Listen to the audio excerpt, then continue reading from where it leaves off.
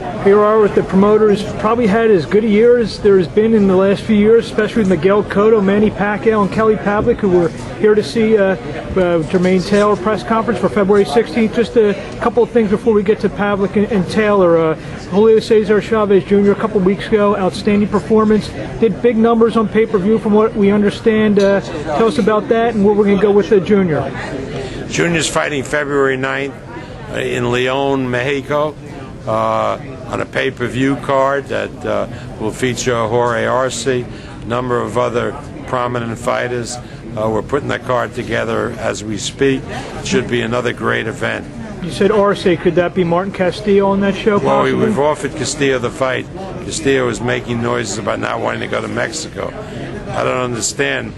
I mean, the Mexicans, a lot of them come into the United States, some legally, some illegally,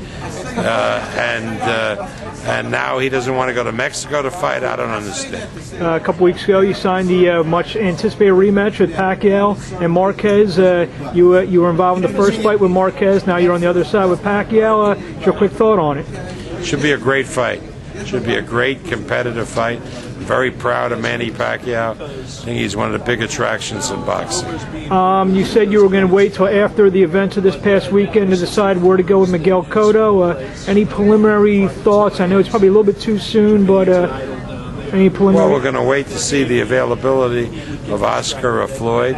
We'll give it to the end of next week, and by Christmas we'll have made a decision where we're going. If it's not either of those two, will it be that same March, June, fall type of schedule? Correct.